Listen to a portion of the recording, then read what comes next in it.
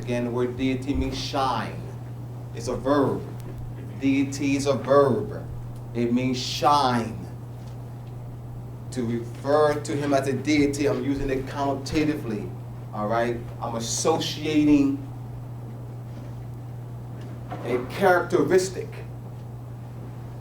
So I'm associating a characteristic that he has. He illuminates with knowledge. All right? So therefore, he's a deity that's connotative. Because I use it from a verb to shine to a noun, referring to someone who has the characteristics of shining. All right? So it's very important that we understand words. All right? My brothers and sisters, it's been a long journey.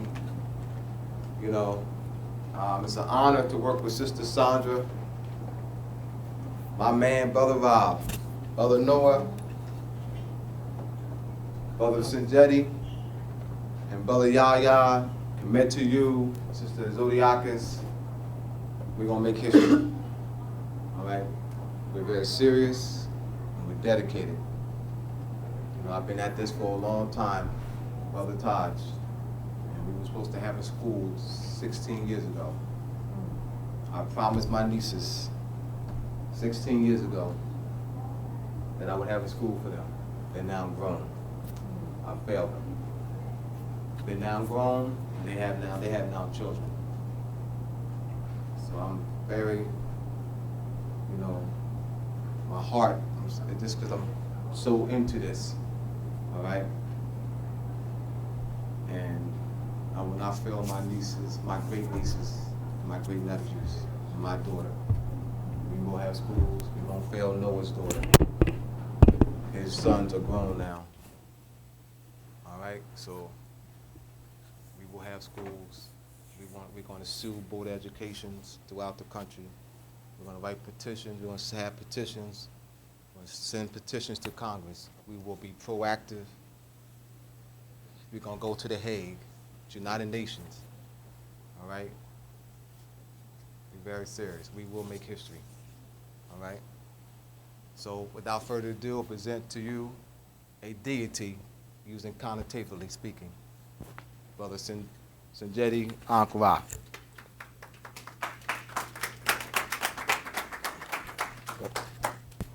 All right.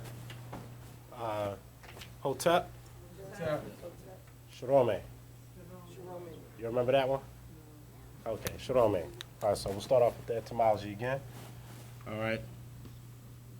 Shirome comes from this term here.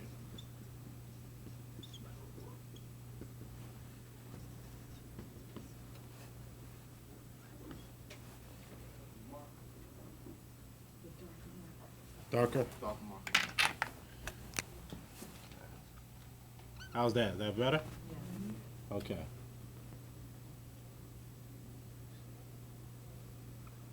Okay, so it's the R, this is an M here. Shirome. This is a determinative. Okay.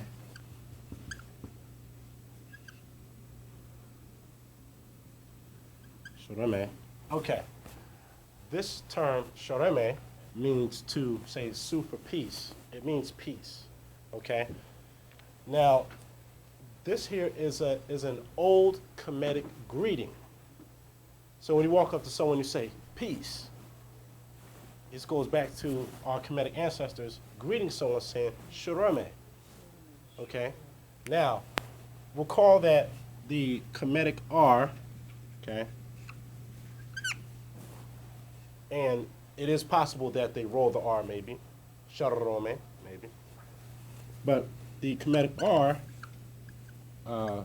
Semitic languages, Hebrew, Arabic, Ugaritic, okay, Phoenician, all these languages, we're going to designate them as Semitic. Becomes an L, okay? Now, being that that's true, then it becomes Shah, Shalome.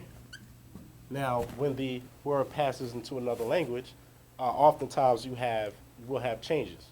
So the last sound drops off, you get shalom. All right? So when we say shalome, you're going back to the original term, shalome, and here's the glyphs for you. Oh, by the way, see how this looks? Well, the Hebrew sound shah is this. Doesn't look like that came from that? See? This is shah in the Hebrew, Aramaic. This here in the Kemetic is shah. Shah. Evident, obviously, this is older, okay? And being that the early Hebrews or Israelites, we established that they were in Kemet for 430 years, okay? So whatever culture and language they had, when they got there, they may have had a language. When they left, they were Kemites, okay? If you just stick to the biblical account. However, many of the original scribes were Kemites, all right? So we get that etymology down. Oh, by the way, etymology is what? Say it again. What does etym? Well, we're talking about the origins of words, right? Or roots of words. Well, etym. One day I said, "Oh wow, that sounds like Adam or Atum." Yeah. Right? Let's start with Atum. Okay? Atum is the first nature or deity depicted as a man. Okay? Atum. Give our deity the respect. Oops. So here's the Medu nature. Atum. So I write it. See, tune. Tune, here, this is the root word. Tune, which means to complete. Representing the setting sun. So during the day, the sun is completing its cycle. Atum. Atum Ra. Okay?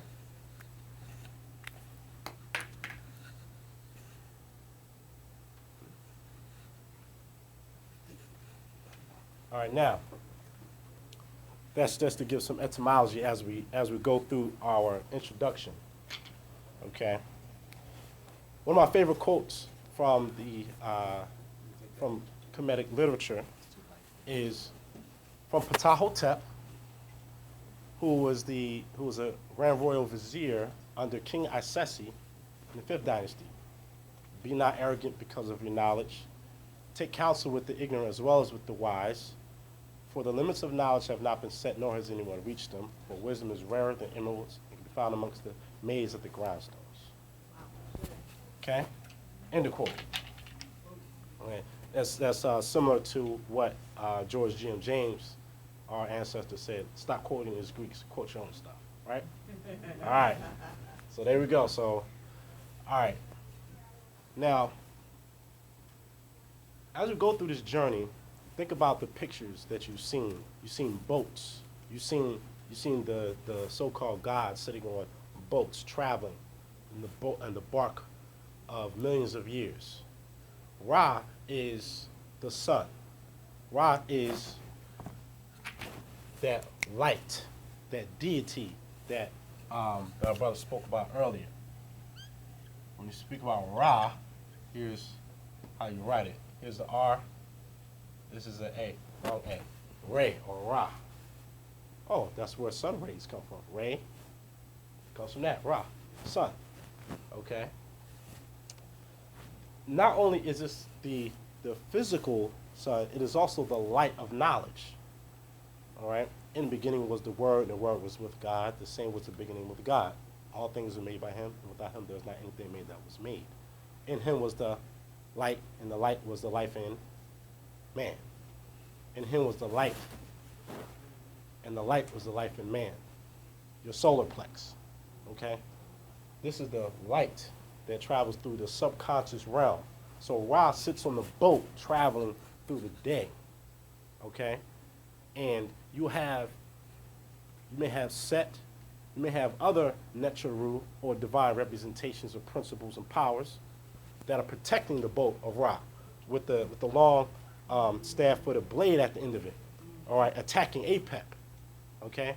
Apep is the demon serpent or that great dragon that's spoken of in the book of Revelations, which is taken from Khemet, great snake that tries to stop the journey, all right? Ra is the light of consciousness, and the boat is the vehicle for which your consciousness moves, all right, throughout this journey. So when you're looking at these pictures, you're not just looking at, oh, this is somebody riding on the river. This is a representation of your journey, all right? When many traditions say things like, you have a soul that travels from one lifetime to another, that soul, when you pass, travels in the boat or a vehicle. Your soul is going through a vehicle, either to reincarnate, to complete your journey, all right, or to be liberated after you've gone through the judgment scene, all right, because they tell you in Christian concepts that you will be judged when you pass, okay? This is taken from the hall of Ma'ati, the hall of the two truths, where you are judged. You must go forth, all right, and proclaim to the 42 assessors or judges, and you have to tell each and every one of them that I have not done such and such. I have not transgressed the law. I have not defrauded foods. I have not defiled my body. I have not defiled the wife of another man. I have not defiled the husband of another woman, okay? I have not defiled myself, okay? I have not stolen, etc. You must be able to say these things truthfully. Weigh your heart on the scales. It must be balanced, okay, according to the law. Oh, everybody's seen this symbol, right? Right, the scales? Scale of Ma'at, okay? Scales of Ma'at. Feather, Ma'at. Truth, justice, righteousness, law. The root word of Ma'at is Ma'ah, which means to see. Can you see, perceive the law? You have to look at the stars. You have to look at the cycles, okay? Nature. You have to see these things to perceive to what you will create as law, okay? These scales, your heart must be weighed upon this and be balanced with the scale, okay? And here, in this space, you will have Anpu. They call it Anubis. We're going to say the real name. It's Anpu, all right? And he's measuring. He's looking, making sure, okay, all the arithmetic is correct, okay? Then you have Jehuti, who stands and he records the results, okay, on the scroll. They make these type of analogies in the Old Testament about your deeds were being recorded in the book of life. Oh, yep. New Testament, if you remove one till or any of the writings from these sayings, your name will be removed from the book of life. If you are not balanced here and you are deceitful, your name by Jehuti will be taken out, okay? However, in Kemetic iconography and the pictures, you never see anyone's heart being devoured, meaning that they expect you to be righteous. Whereas though when you look in European pictures, you see people getting devoured, destroyed by demons. They expect this for themselves. You never see in Kemet, everyone's heart is always balanced. So you have a monster with a head of a crocodile, body of a lion, okay? Stand on the side, ready to devour the heart, okay? But you never see it actually done because it's expected. It is a part of the culture for you to be balanced, okay? In Buddhism, they speak about this as the middle path. Balance, well, let's put that, it wasn't too balanced. Straight across. Balance. Balance the middle path, okay? Because these teachings were taken to that area. And Siddhartha Gautama spoke about the middle path, which is Ma'at, okay? Any questions? All right. Now, does everybody have this down? Okay. All right. So we got the etymology, got a little bit of ma'at. Now, you see what we can do with the words here? You can trace the various meanings of words and meanings through the sounds. You can do the same with, say, some folklore, some things that we grow up as children in cartoons and nursery rhymes and things like that. I really wish I had a little Jack in the box. Jack in the box, right? Now, I have a little box here. Guy's head pops out. This is a bad drawing. Guy pops out. Jack in the box. Well, this goes back to our ancestors once again, because you have where you have Ra, who is inside of the Shisheni, okay, and he is born, and you see his head come out, okay. He's born, coming from the darkness into the light, okay. You also have, I'm going to show you this. This is from the Pertham Haru. Here's some authentication. Everyone see this here? Coming out of the lotus. Here. All right, this is the direct copy from the ancestors here. See that? Say, out the lotus? Jack in the box. Here. Got it? This is the Pertham Haru. We'll get it. We'll get into that in this session as well. Got it? Okay. Y'all can pass. You can pass that around. Okay. That's the lotus flower or shisheni. Shisheni. Okay. Okay. So, supposed to be flowers. Part of my artwork. You have a head of a man here.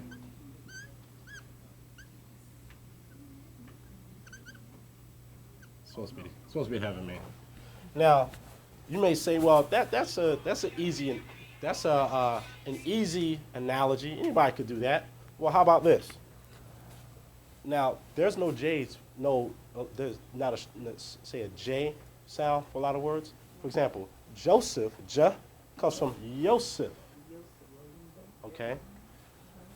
Joshua comes from Yahshua. Okay?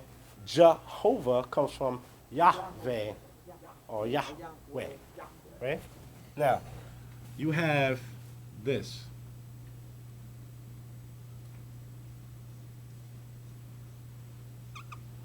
This is the Ak bird, or Aku. Okay, going right like this. This is the sun with the rays coming down. Okay. This is the Ak, which means light. Light itself. All right. Now, Ak or Yak. Well, remember why it becomes a J? Remember that? Well, Yak or Jack can become Jack. It's the same sound. Jack comes from this, Ak, light. Jack in the box pops out from the darkness into the light.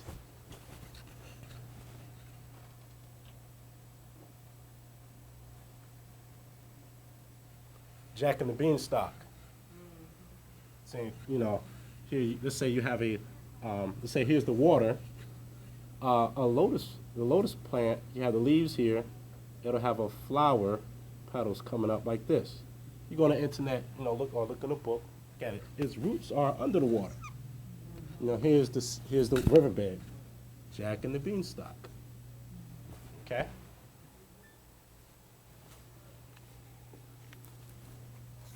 Any questions? Yes.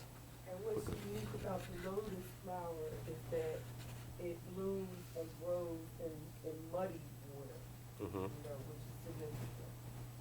All right, now, here's another thing. I was at work, and I was having a conversation with someone, about Khemet again, and I was walking by, and I said, this looks kind of familiar. Look at this symbol, the red bull. You have two bulls, and what do you have in the middle? It's a sun in the middle. Okay? Well, I said, well, why would somebody do that? Got it.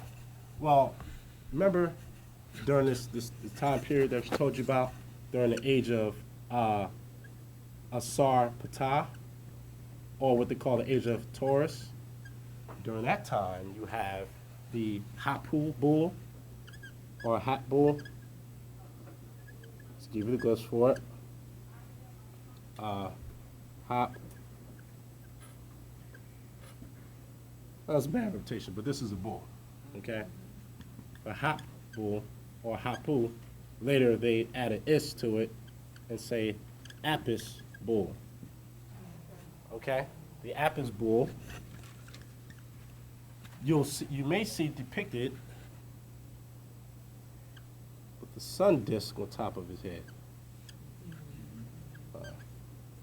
Excuse the bad artwork. You'll see the app with the disc on top of his head. Okay? It's like a round disc. Yes. All right. You see that on top of the head. So then I said, oh, wow, okay. There's a sun disk in the middle. Okay? With the bulls facing each other, or the ka'u. One of the words in Khemet for a bull is ka. Okay? Got it? Now, anyone ever heard of the Salem witch trials? Or a lot of our elders coming from the South, they may accuse them of voodoo, witch, and all that kind of stuff. And they'll make a woman who's powerful. Okay, give me some more words for a woman who's powerful. She has knowledge of the earth, knowledge of herbs, how to use divine words to affect change. Okay, well, they would call them witches. Okay, and we give it a bad, negative connotation. Okay, not denotation. Okay, well, I spoke with one of our elders. His name is Imaku Khemet. Well, you have. So make sure we're spelling it right. There's a root word here.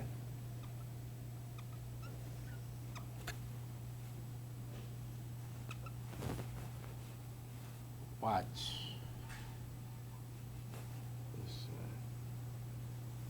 Okay, waj or uj, which means, this word means to be green, prosperous, healthy, fertile. Okay? Now, you have another variant with the same sound, but once you use different medutu or glyph, it may change the meaning. Okay? For example, like you have there, and there. Sounds the same. Depending on how you use it. Their castle. Let's go over there. That is their house. Sounds the same, used differently. Okay? You have another term. Let's say like this. Wajut.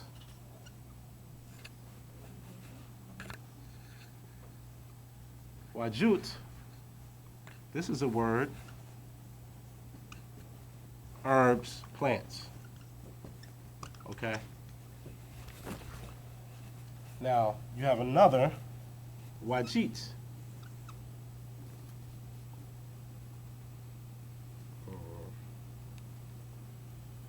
Okay. Wajit, many know, is a Netret, or goddess per se. Let me say wajet. Okay? There's another term, watch.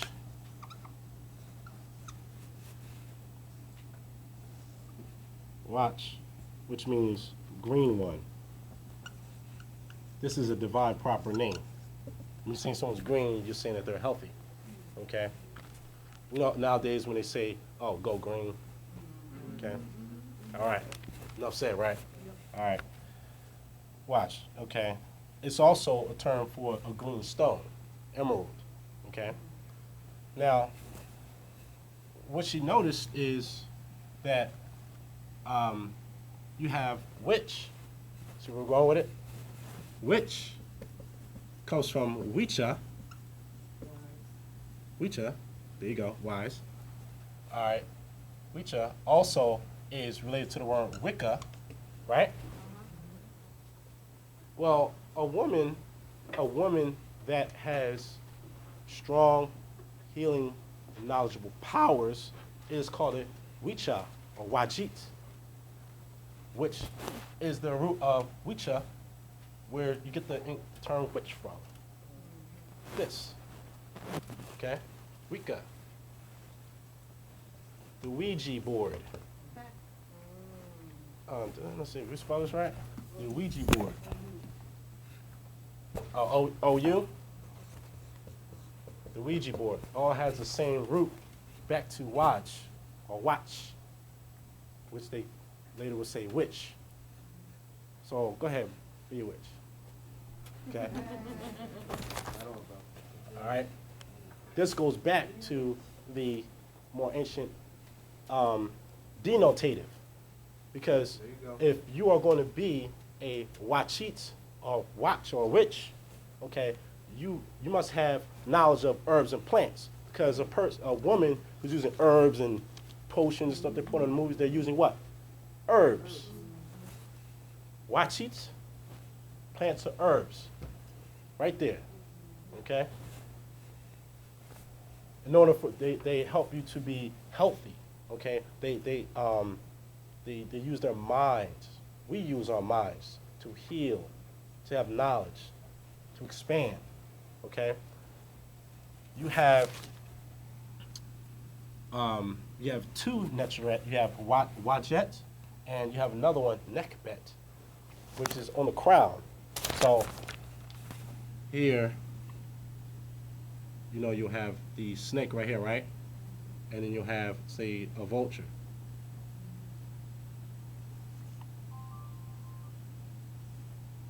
Okay, there's eyes. Everybody see that? Okay. You have Wajid and Nekbet. This is psychic powers to protect your mind. So what can a witch do? Use strong psychic powers to protect your mind. So when you look at movies, all right, and they're always putting the science there. I'm gonna erase this right here. You'll get a witcha or a wajit who might do something like this under the bed to protect themselves. Okay? Using science. Okay? And 5-point star is a symbol of a woman. Okay? So this is perhaps why the pentagon is shaped like that. Is that correct? Yes, it is. To protect. That's why the pentagon is the center of the protection of the country. They're using a feminine symbol. Okay? Or witcha or witchcraft. Witchcraft. Okay? So we have called wajitu in here. Wajitu, putting the u makes it plural. Wajitu, wajitu, wajitu, wajitu. All right?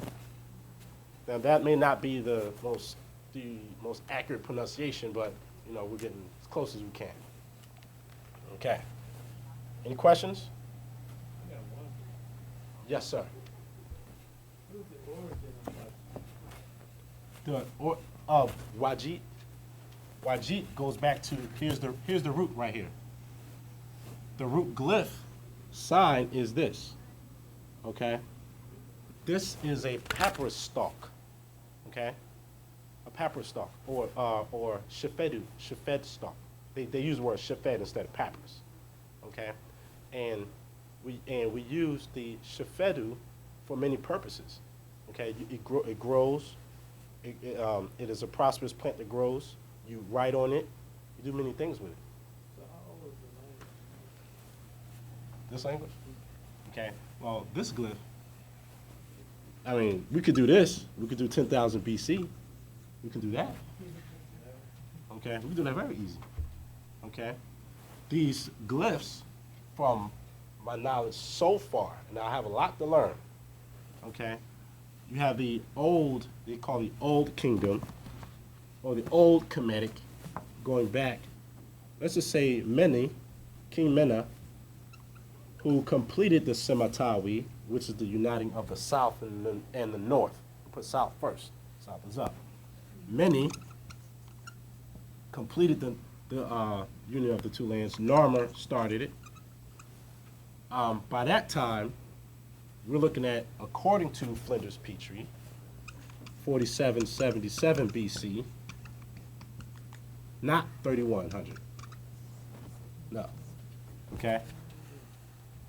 So by 4777 BC, okay, this is what? 6,000, almost 7,000 years ago, okay? The language is already intact, okay? It didn't start with Khemet, okay? He just did like we did in the Civil War. It's like saying, okay, well, the English start, American English when the Civil War was completed. No, the culture was intact, okay? Yes. So it predates this by thousands of years, okay? Any other questions before we move on? Where? Okay. Here. Narmer. Okay. Narmer. Whom's many possibly married his daughter. Okay. All right. I'm gonna get off the topic. Now, in our monotheistic religions, there's an emphasis on God being one, okay? Now, the oneness. That concept was already in the Hapi Valley, or the Nile Valley. It was already there. Not just in Kemet, Ethiopia, or Taseti, okay? Taseti, present day, like Sudan and Somalia, okay? Further south, Tanetcher, the land of God, okay? Further south, Kintiyu, the placenta land, the land of where we were born from. So now you're talking about more of like Kenya, Uganda, and the Great Lakes regions, Mount Kilimanjaro. That's the area where they say the Kemites, they say they come from that area, further up south. Okay. Well, does everybody have what they need from here? Okay. Now, the Kemetic word for one, anybody know it? Wa. Yes, wa.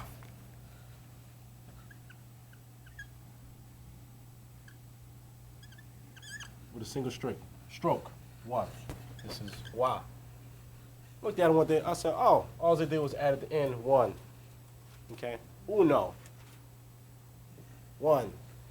Not sure what's the word for one in French. Anybody know? I'm saying okay. It comes from wa, which means one. Okay, same thing. Uno, whatever. All right. Now,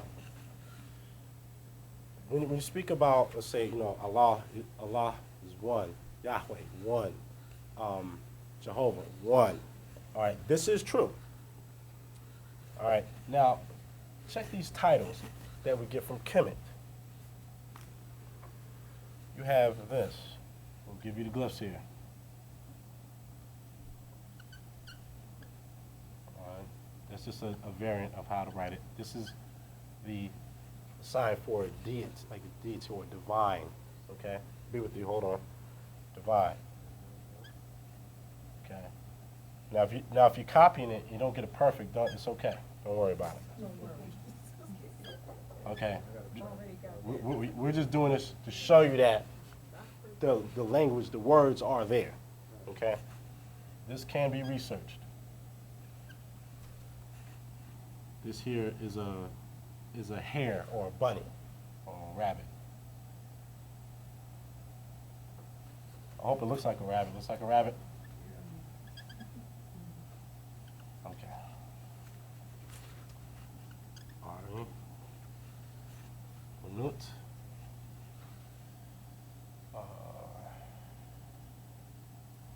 Wa'u.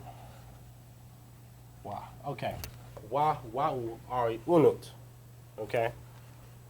One only creator that exists. The one only, when you say only, you're referring to something that's a singular. only, singular. One only. This is for exist here. The one only creator of things that exist. Here's the goods for you, right here. Okay? There's another term that is a title of Ra. Okay? Here's another one.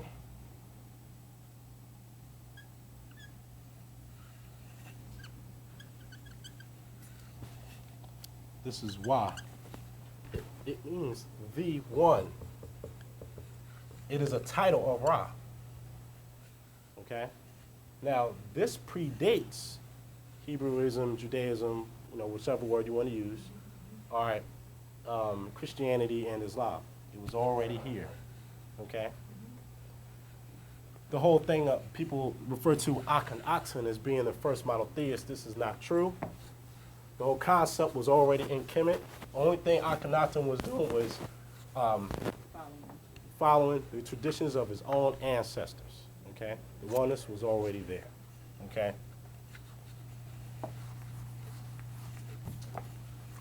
This is again Atun. Atun. Depicted on the walls many times like this. With the sun, what? Sun rays, right? Okay, with hands, and it have unks terminating at the bottom. Okay? This is the Atun. All right? They say this is a symbol because what he was doing was taking the higher sciences and putting it to the public. Okay? That doesn't mean that all of a sudden, he started monotheism and everyone else was a polytheist, okay? Even these terms, they're being used connotatively, not denotatively, okay? Because in Kemet, you have a complex of, you have a super system of overstanding, because you have different understandings of how the world was created, which process, all right? But see, nobody argues with people in biosciences or biology, okay? You could say, well, I study, say, microbiology, okay? So I'm not just going to go into the cell. I'm going to go into what made the cell, okay? I'm going to study creation from there. Or I might go into cellular biology. I'm going to start from the most, what they say, the least complete component of life, they say is a cell. Okay, so I'm dealing with a cell, which circular. Okay, I'm dealing with a cell, and in the middle of the cell you have what they call nucleus in the center. Okay, and then within the nucleus you have what they call mitosis, which is the cell cycle. Okay, for us we can make the analogy that the cell cycle is like the boat of Ra, the journey, the cycle of the sun again. This is how we make sciences. And in the Kabbalion, it speaks about the law of correspondence. So this process is relative to this process, okay? This process of cells or, atoms, where you have electrons going around a singular object or entity. You have a planet in which a moon goes around a single entity, of which the planet goes around another single entity. It corresponds, okay? Mitosis, again, is a science. So you're dealing with cell biology. You might have microbiology. I may say, well, I want to study the stars, so I'm going to get into astrology. Okay, I'm going to study creation from that point of view. I may say, all right, well, I want to get into genetics. I want to study creation from here where I'm looking at DNA. Okay. I want to look at that process there. But, however, are these people in these professions worshiping a different god, are they polytheists too? If I'm a cellular biologist, that means I worship cellular biology and all the Europeans that so-called made these concepts, right? No. All right. If I'm into microbiology, no, I'm sorry, let's go into genetics. If I'm into genetics and they make you study Mendel, okay, is Mendel a god? Okay. So these are different sciences. So if I want to study, let's say, the science of the sun, let's say we have Atum, Atum, Shu, and Tefnut. These two give birth to Geb and Nut, and then they give birth to Asar, Aset, Heru Or, Nebit, Het, and Satesh, or Set. Okay. I'll say, okay, well, I want to study how the cell divides. So I'm gonna go to this science from the city of Anu, or Heliopolis. Okay. Well, if I want to study concepts of energy, sometimes you can't really see energy, then I'll go to the priesthood of Atun. If I want to study the sciences, let's say, of the higher levels of the subconscious realm, as let's say Ra'un Nefer Amun has pointed out, you may have in the city of Shemanu or Kemenu, that they call Hermopolis, where Jehuti resides over that city. You have, now this is not in order, but you'll have, let's say, Amun, Amunet, Kek and Keket, Hek and Heket. If I want to study that science, I'm going to go to that city. So if I'm a Khemet, I need to pick which way I'm going to go. What university am I going to go to? Am I going to go to Yale University, Harvard University, Princeton University, Delaware State University, all the HBCU? Okay. So are these people polytheists? No, they're scientists. Okay. And the best way to teach is through pictures. When you're a child, what's the best way to teach you? Through pictures. Okay? And you may have some Egyptologists who may say that our Medu nature is they say primitive, connotatively. Okay? Yes, it is primitive. It's prime.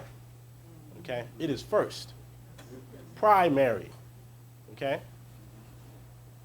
They'll say, yeah, it's like baby because they're using pictures.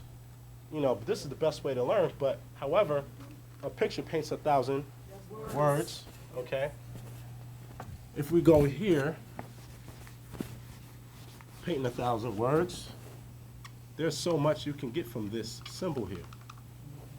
The all-seeing eye, back of the dollar bill, spiritual eye, higher consciousness, depending on whether it's a left eye, eye of the moon, or a right eye, eye of the sun, depending on which way.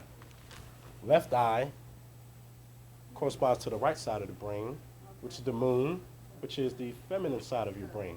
The right side of your brain is the more imaginative, intuitive, feminine portion, where the left eye corresponds to the, right eye corresponds to the left side of the brain. Left side of the brain is the more mathematical, analytical, break things apart, where this side puts things together. This here is the eye of the sun, the masculine side, balance. What in like Manchuria, what we would call in Asia today, yin and yang. We may say Sema-Tawi, that's our term for it. Union of the two lands. Sema meaning union, Tawi, Ta remember means land, we makes it dual, two. So this is two lands. Union of the two lands. Okay? Politically speaking, you may say union of the north and the south, but when you speak esoterically, you're speaking about the union of masculine and feminine, union of Haru and Set. Set is not bad, okay? He was made bad by people in later times, okay? Yes, sir. I got one question on, you said Atum gives birth to Sharu and all. Yes. Okay, how could you explain to me in the giving of birth? I mean, does it reach one level where it goes to another, or is it all following suit? In some in other sciences, you speak about patah, okay, being the word that directs Atum. Atum would be like the primordial hill, and you have patah, all right, who is the architect, okay, that directs Atum. Atum is doing the work. So you have manager, assistant manager. The assistant manager tells the workers what to do, but you got the brains right here, the architect. All right. Some places you may not see patah there, but you have to go to the schools in order to get that. Okay.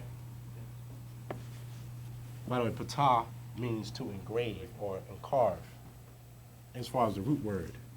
Since we're getting into etymology. Oops, hold up.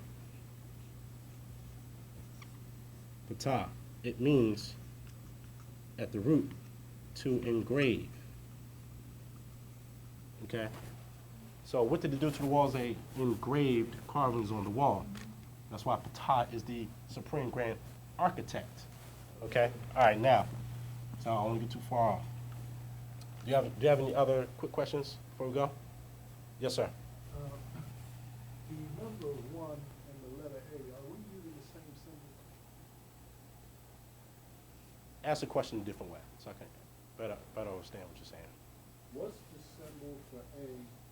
What's the symbol for 1? Oh, okay. In the Medu Neter, what is the symbol for that for the sound ah? Okay.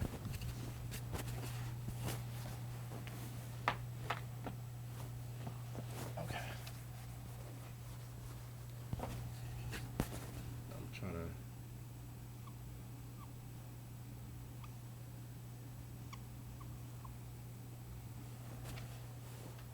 This is a bird. Okay. This is equivalent to that sound. And one day, sitting, I was like, well, why would they use that for the ah sound? Oh, they make a ah sound.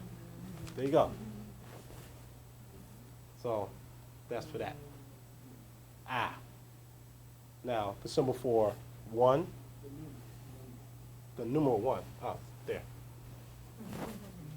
That's the Khemetic. That's where this comes from. When you want to write 1, you put a single stroke. 1, 2, 3, 4. Hold on. 1, 2, 3, 5, 6, 7, 8, 9, 10. All right? Everybody got that? Actually, you can remember that real easy, right? Oh, the Roman numerals do this, don't they? Yeah. Oh, they do that, don't they? Yeah. They changed the 4 and did that. Okay.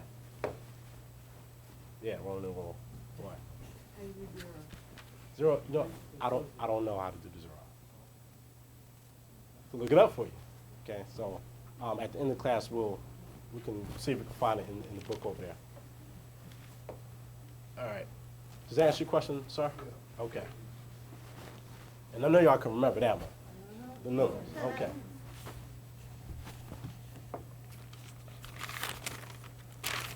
All right, you ready for something juicy? All right. So everybody understands the whole thing about the sciences, microbiology, paleontology, archaeology, all these different sciences. So if I want to go to this school, okay, if I want to learn more about, let's say like the Kundalini energy, and Chi and all that, I may let's say if you're a woman, you want to know how to channel that, you may become a priestess of Het Haru, priestess of Aset. You learn how to channel that energy for higher consciousness, okay? I may invoke, if I'm a man, I invoke the spirit of Min, okay? Min is a Netcher depicted with a flail in one hand, and he holds his phallus in another, okay? It's not derogatory. It's not perverted. How do you think you got here, right? That is sacred, all right? If I want to, go into my manhood, all of us should have one of these in the house. It's not the Washington Monument. It is a Tekken, okay? A Tekken, all right? These all over Khemet. St. Peter's Square, they took the Tekken of Shahutimes III and put it right in the middle, okay? This is a symbol for manhood. It is a phallic symbol, symbol, but it is manhood, okay? The phallus of Asar, they got it all over the place. Cemeteries, resurrection, all right? They're using your science, all right? You want to be buried with one of these, okay? I am. Okay. That's going to be a long time from now. So, all right. All right. Now, you recall that we took the name Atun, okay? Atun later becomes Adon as an Adonai, right? Now, if we can trace these sciences back to the sun, perhaps we can do this with another name and show that the original deity, okay, you're speaking about Ra, okay, the patriarchs, Abraham, Joseph, and all of them, their deity must have been Ra. So before we go into the deeper etymology, let's look at some analogies. All right. In the Bible, in the book of Malachi, you have Malachi 4, verse 2. Malachi 4, verse 2 says, "But for you who fear my name, the Son of Righteousness will rise with healing in his wings, and you will go out forth and skip about like calves from a stall." Another translation says, "The Son of Righteousness will rise with healing in his wings." Well, you kind of noticed this when I went to the Metropolitan Museum of Art, seen this symbol here. See if we can get this.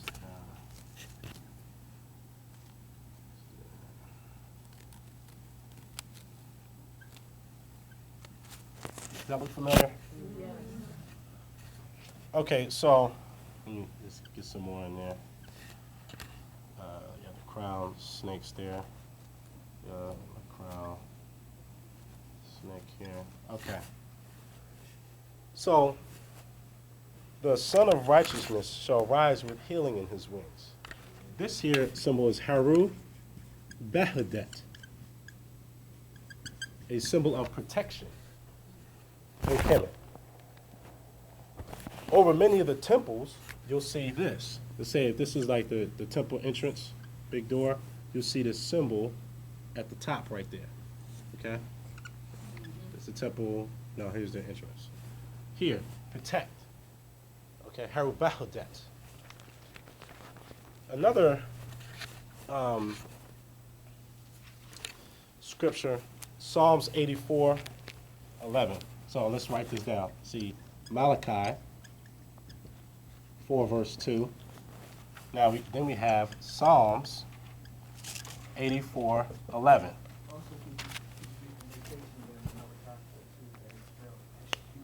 Oh, yes, sir. And it says, "The Son of Righteousness."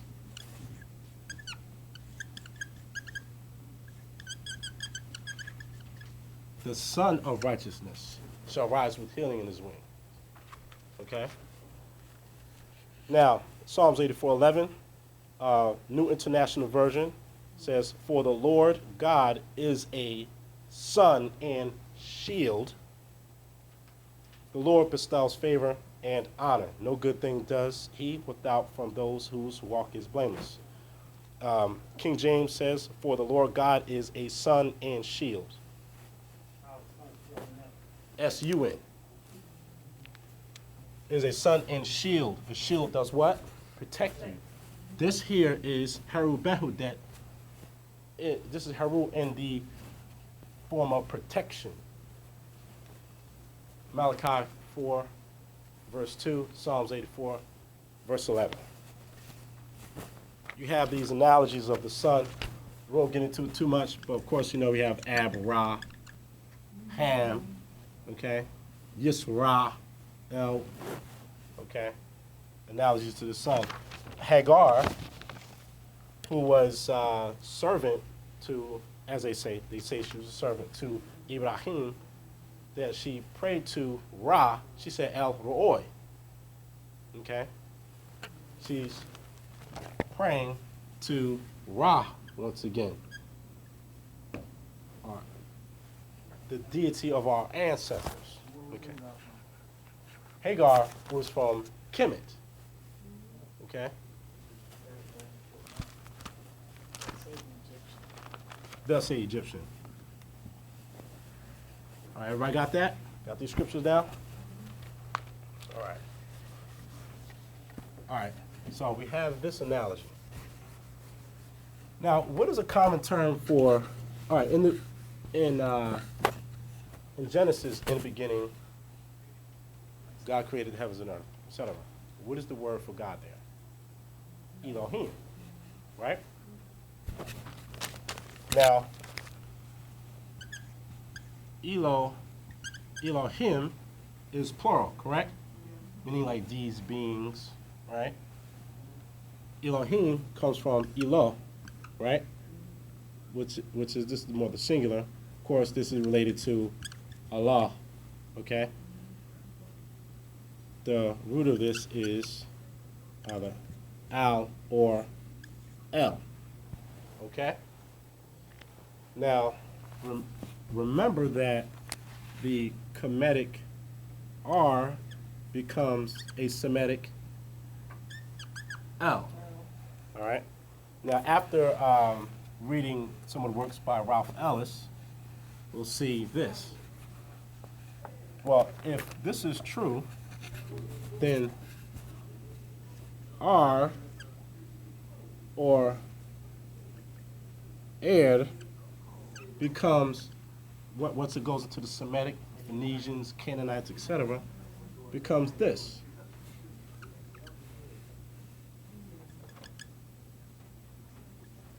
Oh, well. Okay.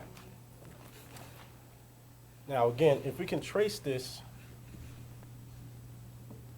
to, if we're going back to the sun again, so there is a term, Khemet,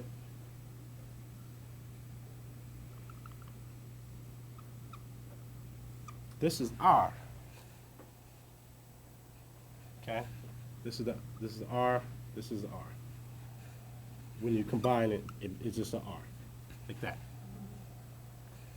This word means to see, as far as its root, it means to see, okay? Arut would mean eye, okay? It can mean the pupil of the eye as well, all right? They do say that God is all, okay? So, even though we got more to go, but L goes back to the air or R, which means to see. They say you cannot see God, right? Moses was the only one to see him, right? Okay. Now, another aspect we have is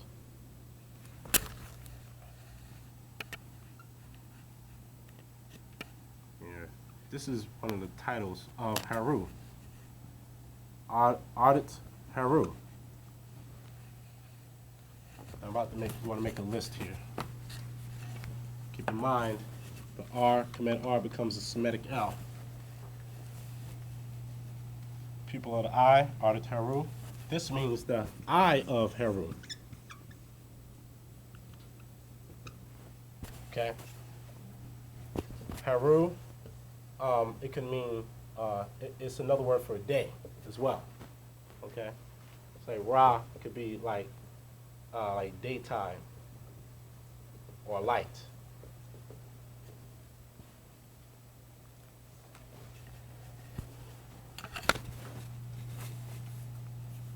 All right, we have things like Audit Shu or Ari Shu, which means eye of Shu, which is the day sun. We have Ari Tun, Ori Atun, which would be the eye of Atun, the setting sun. All right, so let's just do this. Midday sun, daily sun. Okay, Audit, Audit Shu. This is the deity. Audit Shu. Remember, Shu is one of the sons of Atun or Atun Ra. This is the day sun. Okay, you have Audit Ra. I have a whole bunch here. We're not going to go through all of them. Okay, Audit Ra, which is midday sun at its peak. All right, you have this common symbol, R. All right, now you have Ardit Yabit, which is an eye of Ra, which is the left eye. All right, so we're just gonna write the English here, keep it simple. Ardit Yabit. Yabit means left side or east again. Okay, so this is the left eye or the moon. Remember we said the left eye corresponds to the right side of the brain, which is the feminine, which is the moon. Then you have Ardit Unemit. Ardit Unemit, which is the right eye. This is the sun.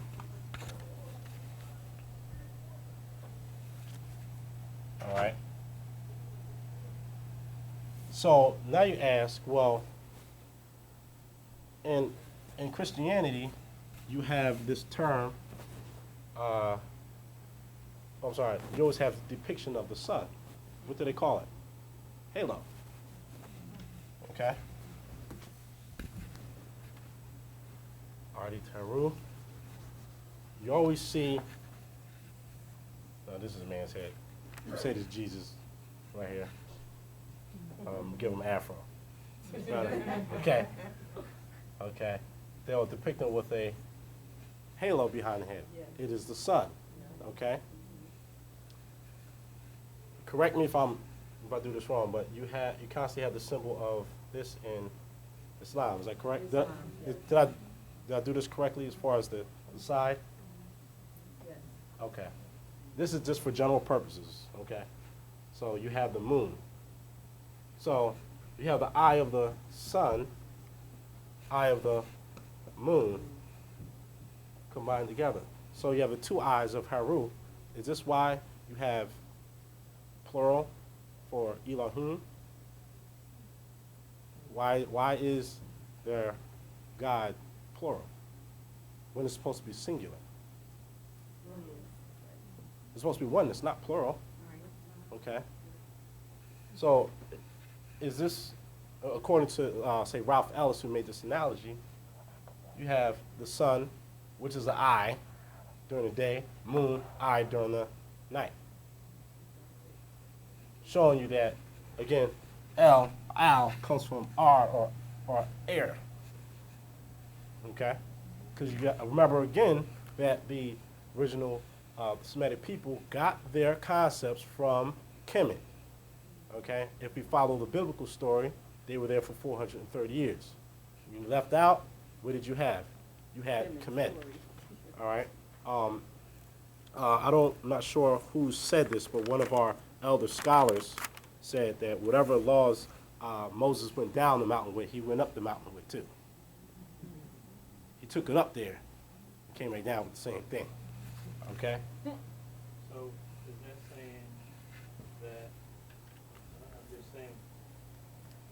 you're showing us saying that Jesus wasn't the Son of God? Yes, he is the Son of God. You are too. All right, because we're gonna get back to that because that's a little further down. Okay, now a term for the moon in Kemet is this, so that we can make this argument a little stronger. That's a symbol of the moon. Okay, here's another one. Well,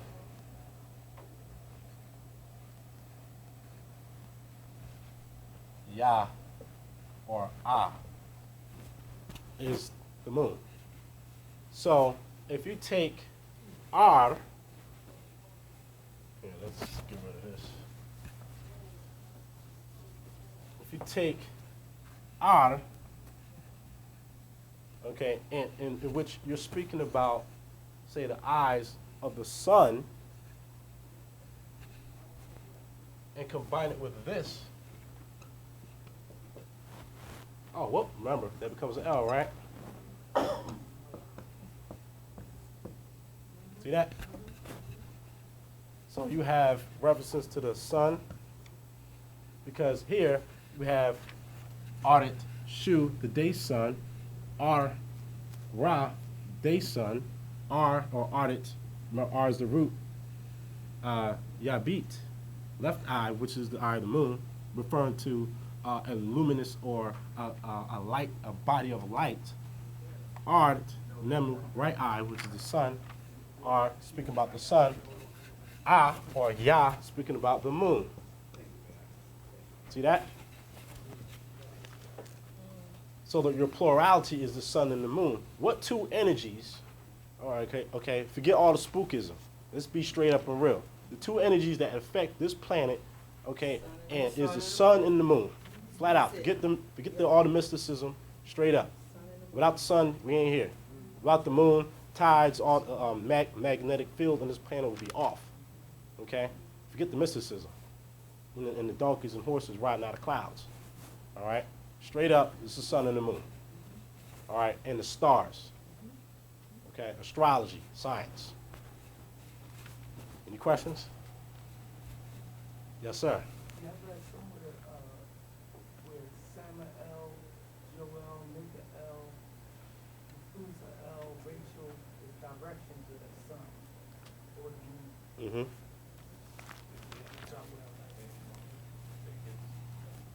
What was it? Oh, is it just more of a comment? Yeah. Okay, all right. All right, does everybody got that? Also, Yah, it said Yah is an aspect of Jehuti as well. Yah Jehuti, speaking about the moon, okay, because Jehuti rules over the energies of the moon as well. All right. Now we have another Necher deity.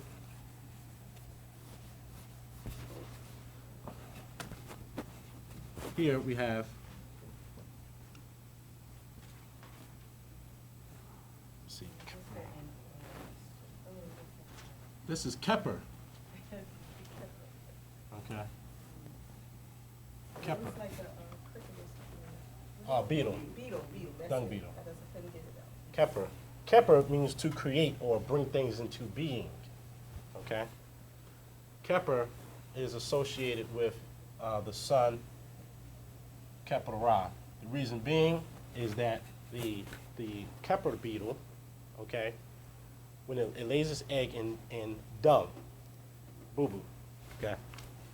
All right, and it lays it and it pushes with its hind legs and rolls it into a ball, okay? And it rolls like the sun, so that's the analogy, okay? And then after a period of time, then the egg is hatched and then they fly out into life, from darkness into light. Kepper Ra, okay? The becomingness of light.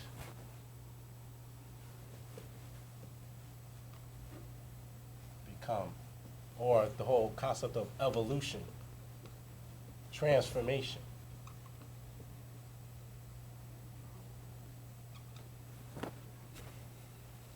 Becomingness. This Kepler represents Ra in the sunrise. It means sunrise as well. You have another aspect. I'm not going to write the glyphs, but you have Kepler Jeseph, which means, back before we go there, who created God? In the connotative sense. Not even that deep. Let's say superficial. We go to Sunday school, you don't really say who created God because you're assuming that God was always here, or even even if he was created, he created himself. If anything, well, it was taken from this Kepler Jeseph, okay, means he who created himself.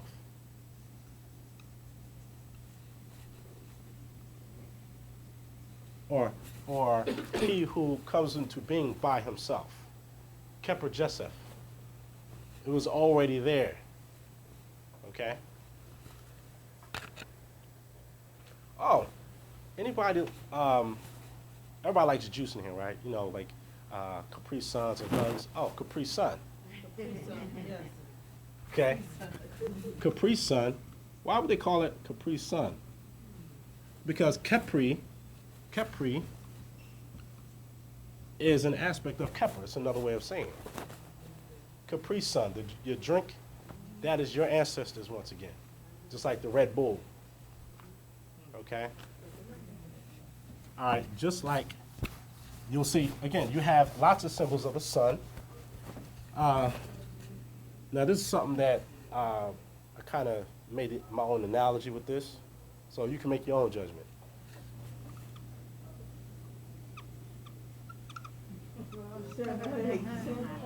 Well, now check this. Watch this. Watch this. Remember those wings? But hold on. This is equal to this, right? 360 degrees, right? 360, 360. There you go. You have Dodge Ram. Speaking about Alma. Right?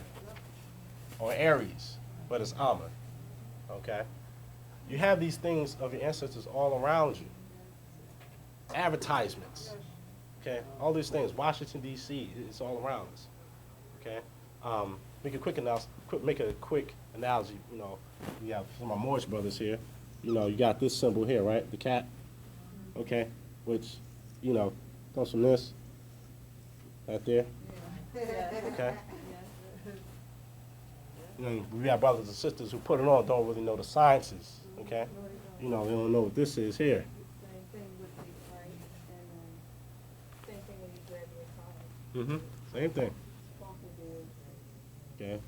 But the flat was from side view, but you got Tesla there. Okay? Same thing. All right. Let's go into something else.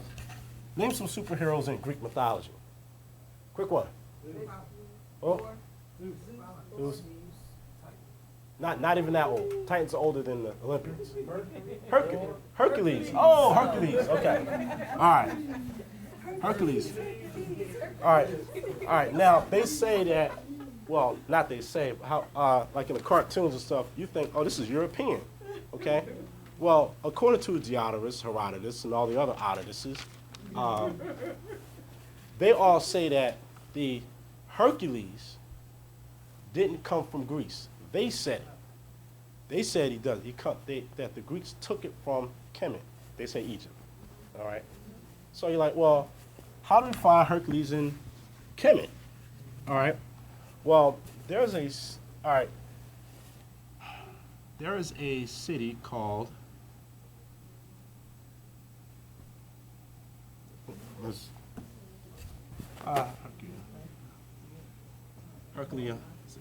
Herculeopolis Magna. Okay, that's in Khemet. This is what the Greeks called this particular city. All right, I think it's called the Great City of Hercules. That great city. Of Hercules. Okay. They leave that part off. But this is the name of a city in Khemet, not Greece. Well, in this city, the necher, or the divine symbol, they say God, but the divine symbol, his name is Harry Chef. Let's give our divine representation of respect.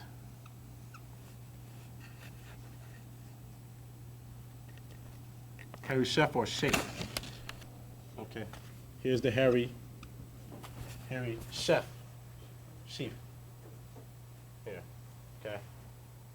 Which means he who is upon his lake. All right. Well, so they're equating Hercules with Harry Chef. Or how about this? Let's go to. I know y'all can see the word in there, right? You see Haru in there, right? Okay.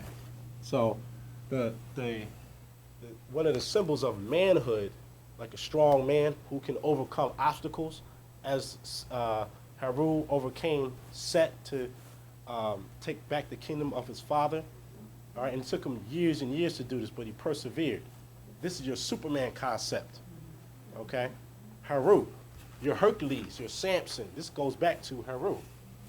Okay, let's give him the respect again. Haru.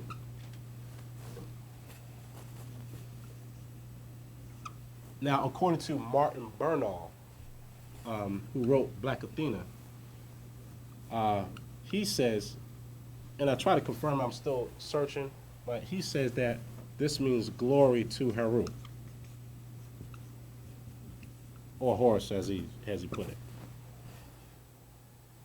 Whereas though others would say Hercules means glory to Hera. However, Hera hated him.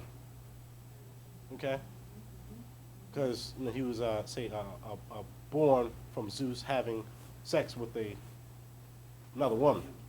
Okay, so why? So if she hated him, why would you say glory to this person that hates me? Okay, Martin Bernal says glory to Haru. Okay, so that'll be up for more research. I did try to find this word in Khemet. I haven't found it yet. However, this is some of the information that's out there. All right. Oh, everybody got that? Go. That Alicia over there kind of like Hershey, candy or chocolate. Hershey. Hey, well, hey, anything's possible. Okay. All right, everybody got that? Okay. Now, one day I was sitting and I said, okay, so we have Haru, right? I'm just leave it, do it like this. You have Haru. Now, some of the things that applies to from Kemetic to the Semitic can apply also going from Kemetic to Greek. Remember that the R becomes a L. So Haru also means, it can mean day, it can mean light. Okay? So then we can do this. This goes here.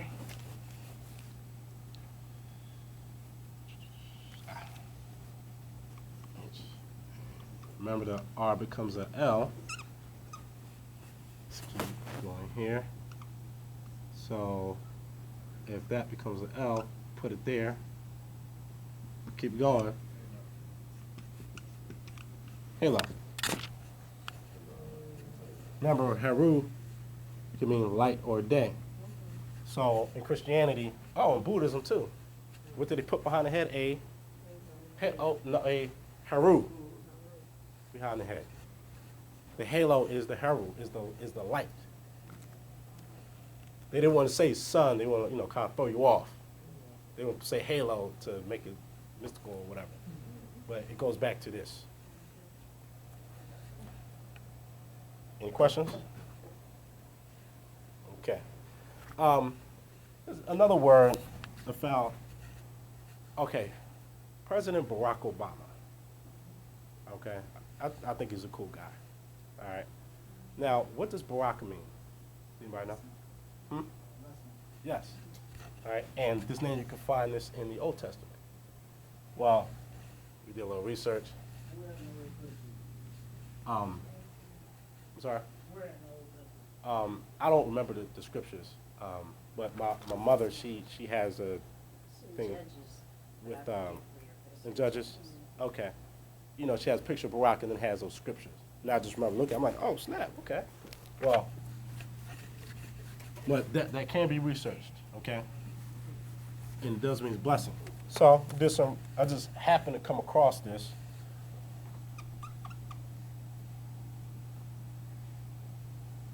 And that's Barak. Hold on.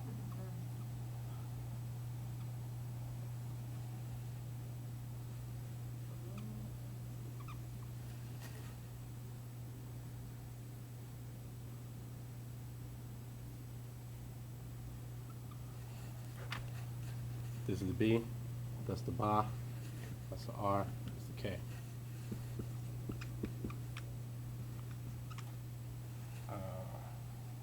Oh, whoops, misspelled it. Peace out. That's the A again. Baraka, which means, take a guess. Go ahead. Which means what? To bless. Ba-ar-a-a means to bless. It comes from the Kemetic word. Here's something else that I found interesting. All right, when we say something like, let's say, Ben, in Hebrew it means son of. When we say Ibn in Arabic means son of, right? So I said, all right, I gotta find it in Khemet. So we did a little research, we found this.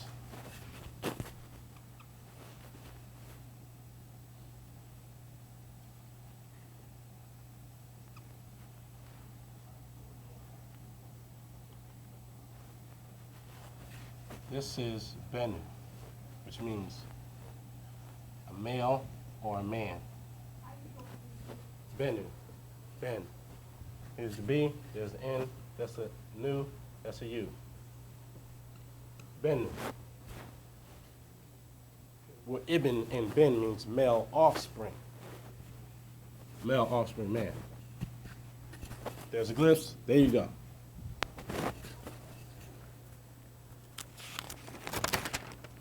You have any questions? Now, we learned that blood means blood. The denotative meaning of blessed is blood or blood. Okay, well, again, since again we're speaking about a language that predates those, what people may associate as what you might say bless. We go back to what you call the denotative, just looking at the symbols. This is a determinative, okay? It's a similar determinative for the shorome. Here, determinative, okay? The su for peace, peace, peace. When you greet someone, you say peace and blessings, right? When someone walks up to you and they say, yo, what's up, man? I want to fight you. You're like, yo, chill. Put your hands up, right? Peace. Okay, this is the glyph. Here, you have, it's like this. Okay, you're being blessed. When you go to church, you may see the pastor do this. You know, he's spreading energy, bringing people in. Okay, you may see pictures of people doing this. Say, I'm praying to God. Why are you looking up? Who are you looking up to? You look up to the sun. People did this to the sun. Okay, to the stars. You know, just go to a child. Children, they don't lie. Go to a 5-year-old. Say, hey, where's heaven? You know, don't let them think they do that. Okay? You're talking about the sun, moon, and the stars. Okay? You get your blessings from God. Okay? Which is the sun and the moon and stars. You're doing this. So we be blessed. Okay? Here. As people would understand it as the term bless. not saying blood, but what we would think of as blessed. But it's just saying blessed, just say brek. Okay?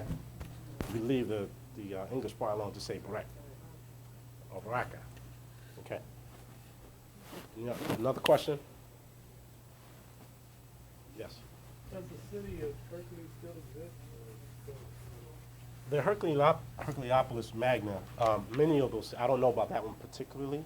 Many of them are still there, not full-fledged. You'll see ruins. A lot of sand is still over it. You'll see foundations of the buildings and temples still there. You know, you have hundreds of temples still there. Some cities, you may just see the foundation. Were they known for special things, making a building special? I mean, you have, let's say, at the temple complex, it's like, think about, think about a corporation, okay? You need water, you need food, heat, all those things. So each temple, especially a temple complex, had, say, sections where these specialties were provided as service to the priesthood and the people around, okay? Each city will have its own specialty as far as science. Remember earlier we spoke, if I want to say, learn cellular biology, I may go to this temple or university to learn these things. So at a university, you're going to have, you know, books, paper, food, all these provisions. So at that time it was functioning. Yes, operative, functional. Yes, ma'am. The Ra is the spirit, right, and the Ka is the soul, or Okay, this is how you write ka. Okay, literally, many translate it as double. Okay, in the sense of, you may look at a movie and someone may see their own body shifted over. Their physical still sitting here, but their spirit is moved over. That's they double. Okay, but this is the term they use for spirit. But again, this is connotative because the term spirit comes from spiritos, which means to breathe. Okay? And again, this doesn't mean to breathe. Okay?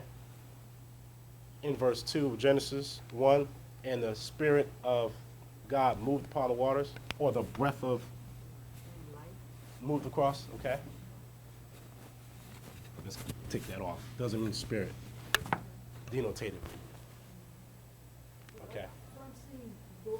Now, ba. Now the ba. Oh, no, oh. This ka doesn't, this is the K. That's the A. It's just the sound. It's not speaking about this. That's, and that would be why the sign is different. Okay.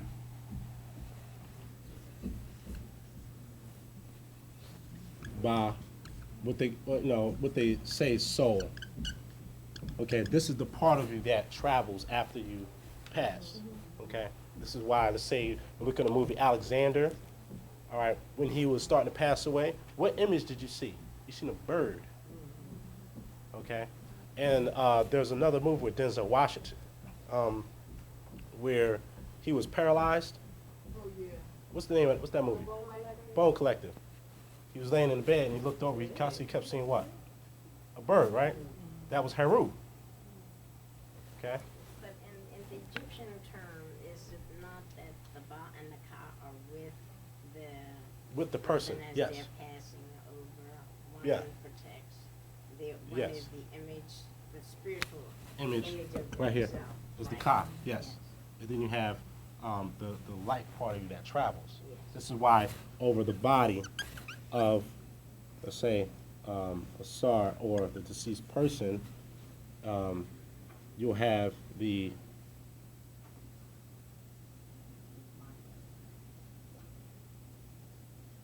ba with the symbol of the shin over the body. Okay. He's carrying. Yes. Is that the same thing like on obituaries, or like people die, usually have a bird on against the soul? Because, watch this. I'm glad you said that. Because Ra, one of the symbols of Ra, pardon me if it's not perfect, but this is a bird head with the sun on top of the head. That's Ra, or the Holy Ghost. Okay. No, and you know what? And at this point, I'm gonna let's point something else. Point something else out. And we're wanting to do this for a long time. All right. This book here is the ancient Egyptian pyramid text. Go on the internet or get the book. You must get it. The pyramid text or the Hikuptah text are the oldest religious writings in the world surviving. Okay. Now, Jesus, Yeshua, when we get into Christianity, all right, remember that Christianity is a continuation of the Kemetic spiritual system under the age of Pisces. So everybody goes to church, you're practicing Kemetic religion under the age of Pisces. Baptism was practiced in Khemet. The baptism pools of the temples are still there to this day, okay? Things such as the cross, this. I went to the Metropolitan Museum of Art this year and last year, and I seen this on a carving. I'm talking about BC, like 18th dynasty. 18th dynasty is between, say, 1580 all the way to the 1300s. Well, hold up, wait a minute. There was no Jesus. There was no Hebrews. But I went to the museum and I touched it with my own hand. I traced this still symbol with my hand. I touched the stone. So there's no debate. Everyone here needs to go to a museum. Go there, look at it. Look at these things. Go to the University of Pennsylvania here in Philly. Look at it. Okay? Look at it. Go ahead, sneak and touch it. I won't tape say it. We're supposed to, but hey, look, touch it. Then forever, no one can tell you that it doesn't come from there because you touched it. These things are thousands of years old.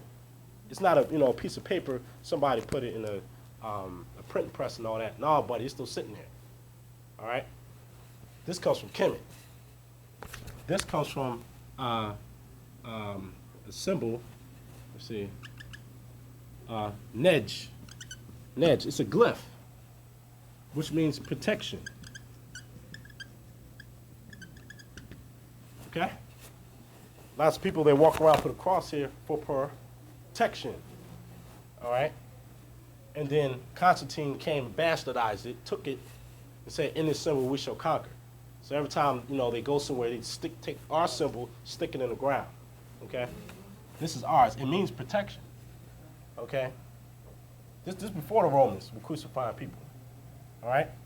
Now, I touched it with my own hand, so that wasn't, I didn't read that in the book. Okay? Now, in the book of Matthew, I'm gonna need that in a second. In the book of Matthew, when Yeshua, Jesus, is with Johann, or John, the Baptist, baptizes him. Jesus comes up out of the water, and then what? Of dove, and a voice comes from heaven, says what? This is my son, and in him I am very pleased. Right? Now, knowing that a lot of this stuff is ritualistic, okay? One day, say that a little louder, please. This is my son. Whom I am well pleased. Well pleased. Yes. This is after an initiation. So, now nobody told me this, but I went through the pyramid text of Unas. Unas is the end of the 4th dynasty, okay? So we're talking approximately like close to 4,000 BC, according to Flinders Petrie. So I open this book up. This is utterance number 1, sarcophagus text. Utterance 1, recitation by Nut. In other words, Nut, the goddess, is speaking, okay? The great beneficent.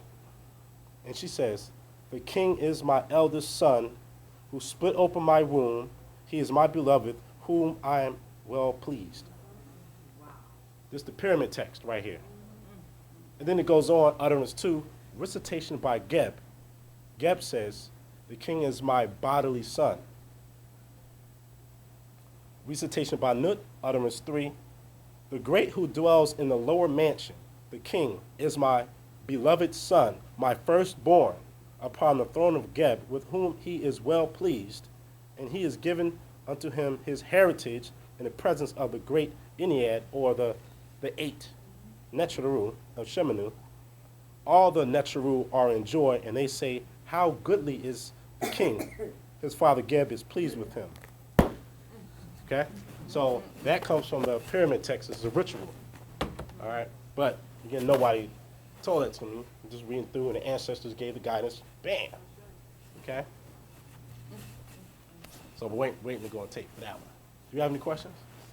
We got some more. Yeah. So where does Melchizedek come in? Melchizedek, and I have limited knowledge on that. Melchizedek is like this: Malachi, Zodok, okay? As in the book of Malachi. Malachi, Zadok, Melchizedek. Okay? Same. You have a priesthood of Malachi Zadok or Melchizedek, with whom Abraham was initiated, Yeshua in the New Testament was initiated, and you forever be a high priest after the order of Melchizedek. So referring to a priesthood of sacred science, okay? Malachi Zadok or Melchizedek. And again, this stuff goes back to what you call Kemetic science, but that's as a science, it's all across the earth, okay? Babylon, Sumeria, Khemet, Amexem, over here, Hindustan, not India, Hindustan, okay? Pursue is the ancient word for saying Persia. Pursue, it's in the hieroglyphs, look it up. Pursue, lands such as Babara. Remember, there's no L's, Babylon, Kemetic. All these sciences were dispersed across the whole planet. Okay? Some people say Asia or Asia, however, whatever word you want to use, it is what it is, and it happened. Okay? They say that Asia was the name of a gold mine or something. Yes. How was that coming about? I have limit. I don't know. I'm not sure. Many of our Moorish brothers and sisters, they'll have more exact knowledge on that. Okay. Any other more questions? Wow. How do you feel about the information? Basically, it opens up your eyes. It opens up my eyes to things that you had questions about but could never get answers to, as far as origin, beginning, truth. Personally, for me, it makes me more energetic into knowing who I am, the ancestors, my fathers and mothers, the foundation of the earth, of the world, who we are, what we brought, and how it's still ours, but we've been tricked into not recognizing it. Yeah. But to recognize it is really exhilarating for me. It's like you just need to do a couple more takes, so I can take them. since you mentioned ancestors and recognizing things, there's some. I'm gonna paraphrase this. In the Kemetic literature, it says the words and wisdom, like the words of the ancestors, copy them for their right and exact. Copy them, okay, for this wisdom. So we all heard that how, say, the Old Testament, the Bible, they say all this stuff comes from Khemet, but let's get into some specifics. All right, there is a sage, okay, a wise man by the name of Amexem.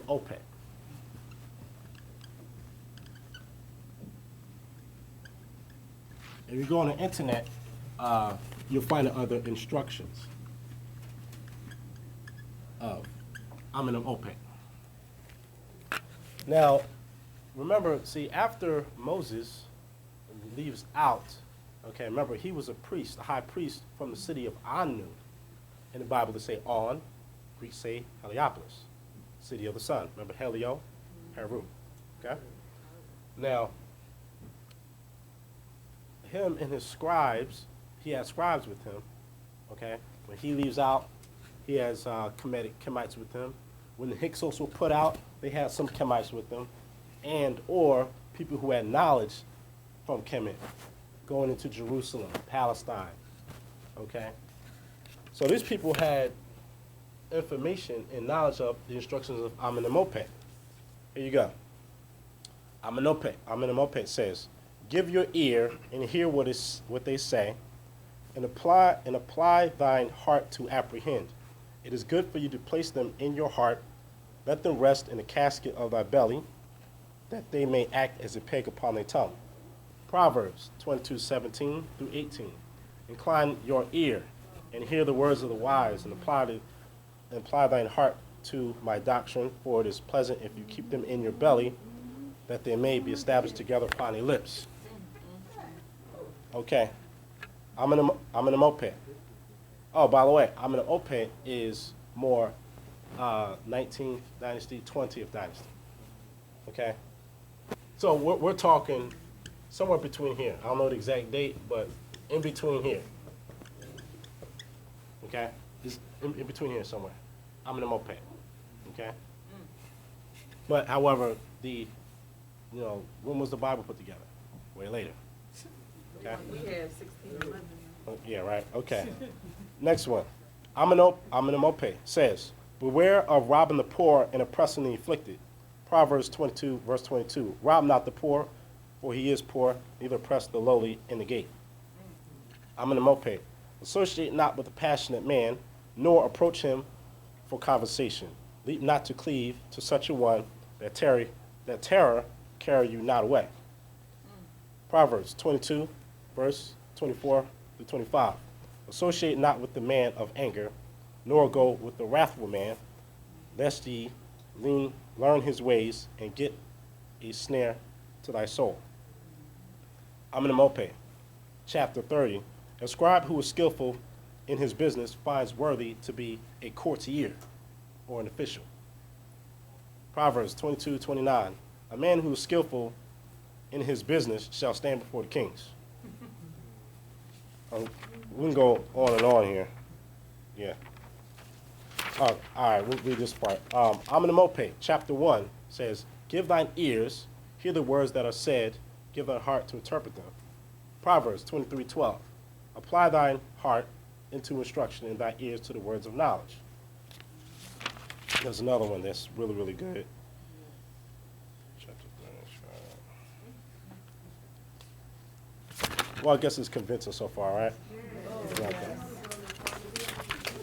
All right, so we don't really need. Okay. So let's give you something else. Now, okay, so, all right, let's talk about the Phoenicians real quick. All right, we know Phoenician comes from Phoenicia, comes from the word phoenix, okay? Going back to the word purple, okay? You have other leanings, okay, to this. Phonics, we have that phone, okay, which means sound, cell phone, all right, sound. Is that correct, Dula? All right, pardon my handwriting. Phonics, phone, sound, all right. Another word associated would be like purple, because like purple sashes that the Canaanites, okay, were utilizing. But they were also merchants, seafarers, okay? Is that supposed to be a royal color or something? Yes, purple is a color of royalty, yes. All right. Also, it goes back to the Bennu bird, the phoenix bird as well, the Bennu bird in Khemet, all right? Now, the Phoenician alphabet, you could go on the internet, you can find the Phoenician alphabet, okay, which is a root of what we write nowadays. Now the Phoenicians, as you call them, they didn't call themselves Phoenicians. Greeks called them that. They called themselves. Here's a glyph.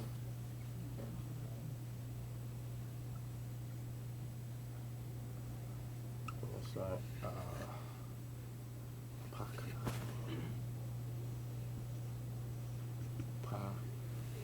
Okay. All right, let's see. This is, okay, this is foreign land. This is the glyphs.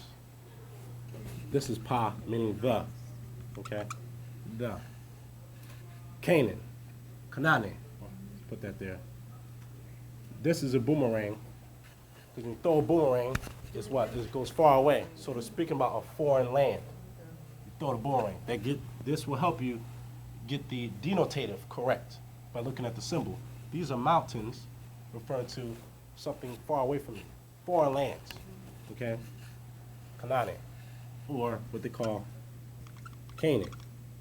The Canaanites. All right? So this is what they call themselves. Okay? Now, we're not going to do the whole alphabet. However, we'll do this. This symbol is an owl, okay? It makes the M sound, M.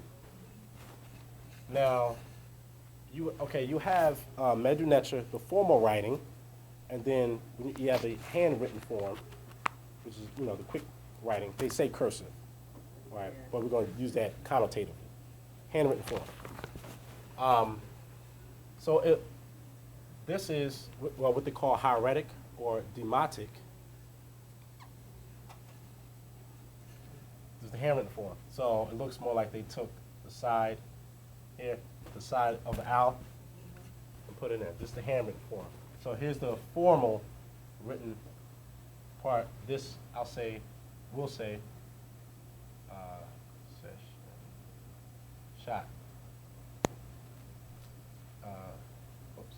Sesh and shot means document writing, which you write on paper, okay? This is the form that's used for documents, legal documents, treaties, etc., all right? Now this makes this sound, so when they say, oh, that's where the M comes from, well, all you gotta do is take this and flip it this way. There. All right? It's also related to this. This here, let's just say 4000 BC. Not saying it started here, but it goes back that far. This here is about the same time as this, okay? Handwritten form, or what they call cursive hieroglyphics, all right? Now, the Phoenician, according to, when you go in the book, the contributions of the Nile Valley Contributions to Civilization by Anthony Browder, he has a list in there. And in it shows that about 1000 BC is when the Phoenician alphabet comes about. Okay? So you have, let's see, man. Yeah. So Phoenicians wrote it this way.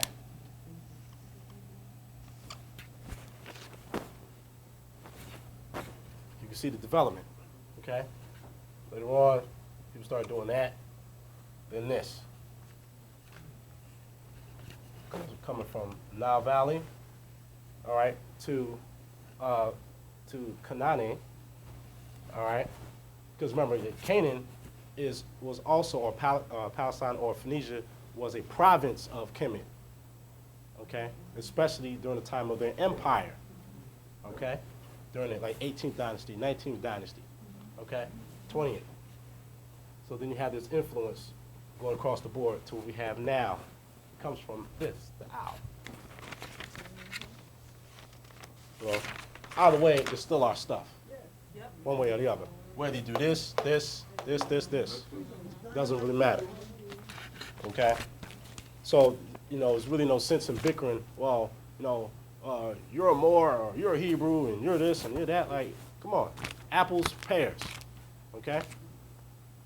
You're a woman, so let's say you may need more calcium than I do, okay? Because, women tend to lose a lot of iron during their monthly cycle, correct? So you're going to need more iron, okay? I don't. Does that make you or me better than anybody? No. You need to, let's say you need more fiber, so you need to eat more apples, more apples and more whole grains. I may not, because I may have, been vegetarian all my life. Okay, you may start to, come into it, so you may need to transition to diet. Does that make you better? No, it is a need.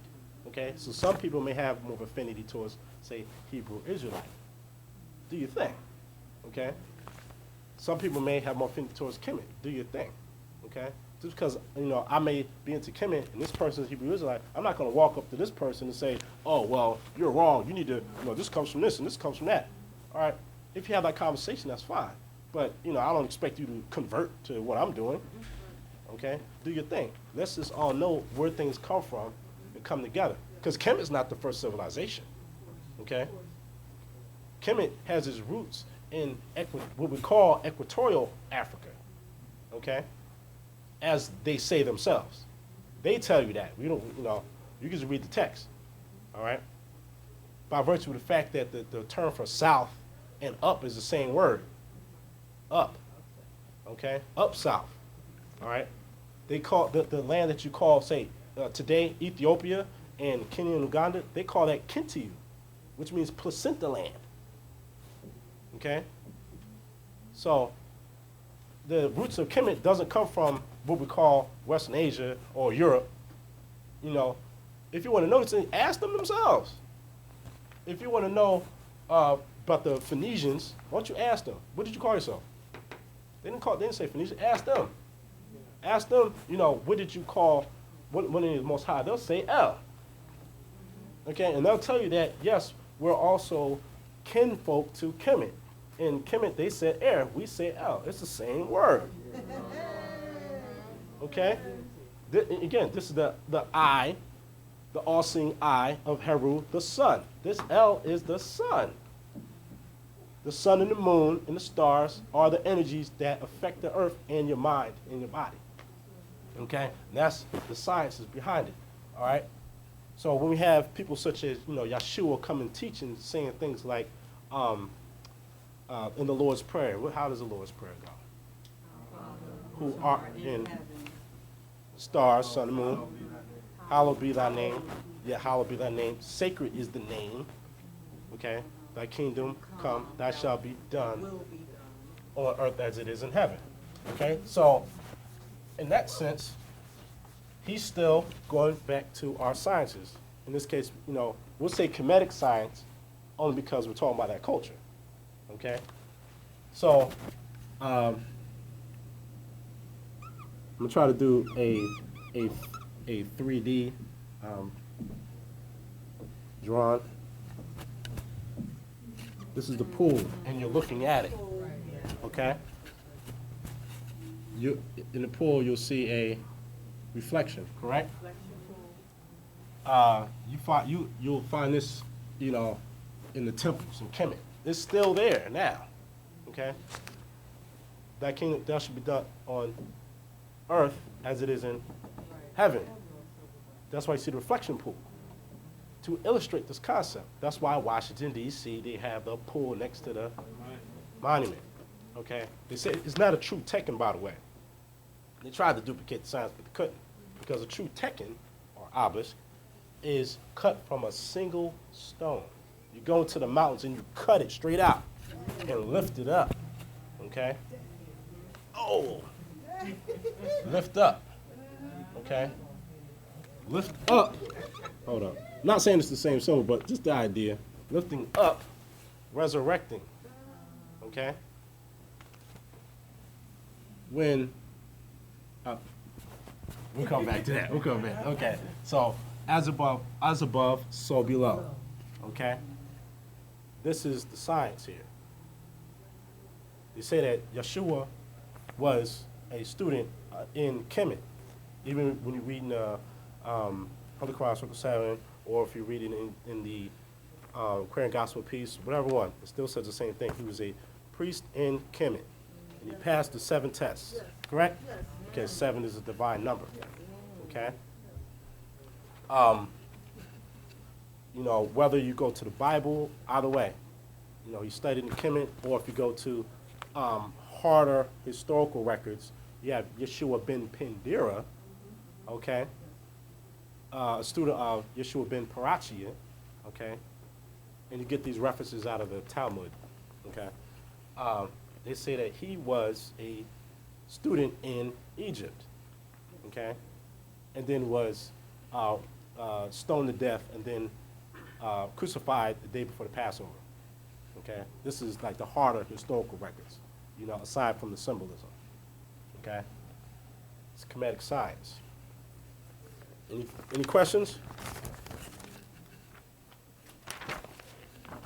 How y'all, you know, comments, anything? How do you feel about this? This is awesome. It's very fulfilling. One of the main things it tells you that you've been hoodwinked for a long time. And it goes back to generations generations of knowledge that we didn't have from our grandparents and so forth. So it's very informative. Did everyone get a chance to take a look at this? Okay. Yeah, go ahead, take a look. That book that was just passed is called the Purim Harum. Okay. See if you remember how to do this.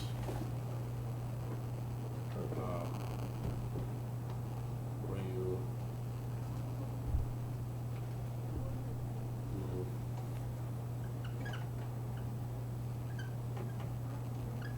Purim Harum.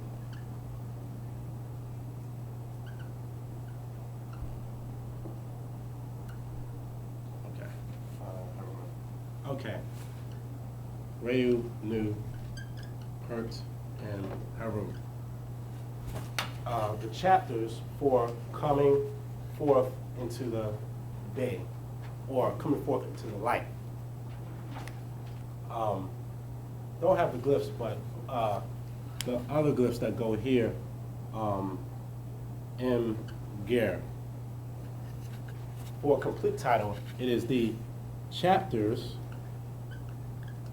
for coming forth, I'm going to wrap this up, into the light from darkness. There you go. The Purim Harum. So you can go on the internet and look up the book of coming forth into the light or coming forth into the day. Okay. Any questions? What's the name of the other book, the pyramid? The pyramid text. I can find it. Is that like last year? Yeah. Yep, there you go.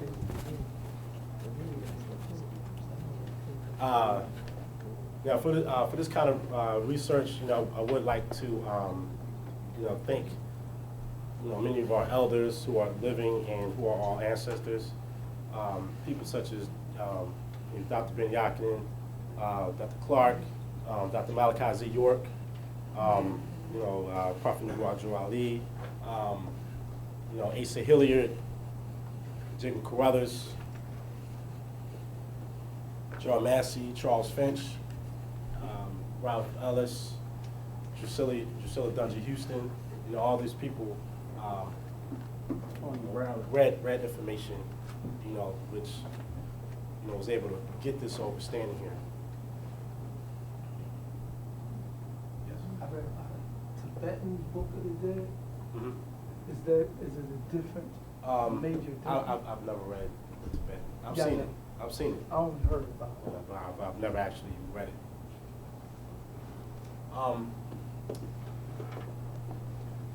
So everything is clear, everything's straight, everybody. I have a question.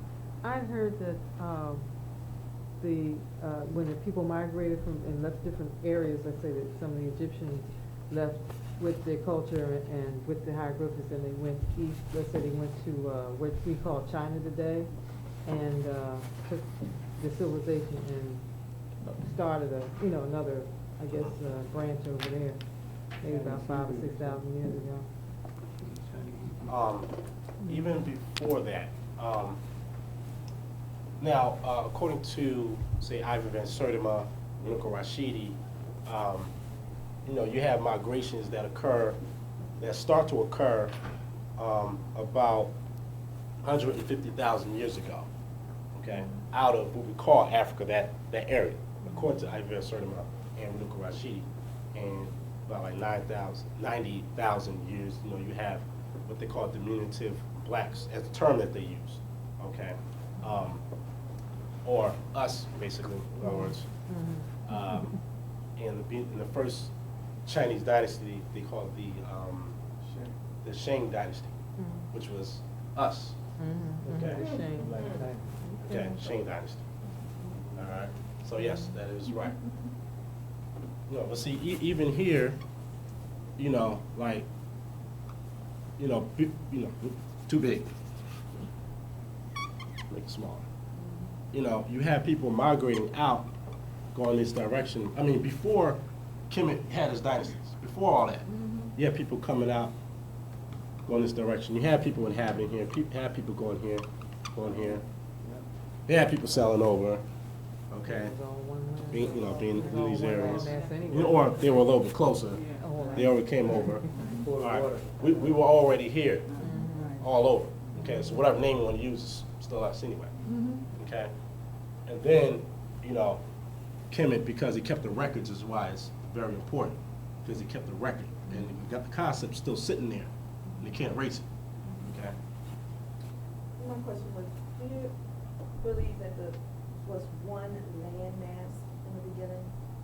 And like, sort of like, you look at the pieces of the world and you look at the land mass, like you put them together like puzzles.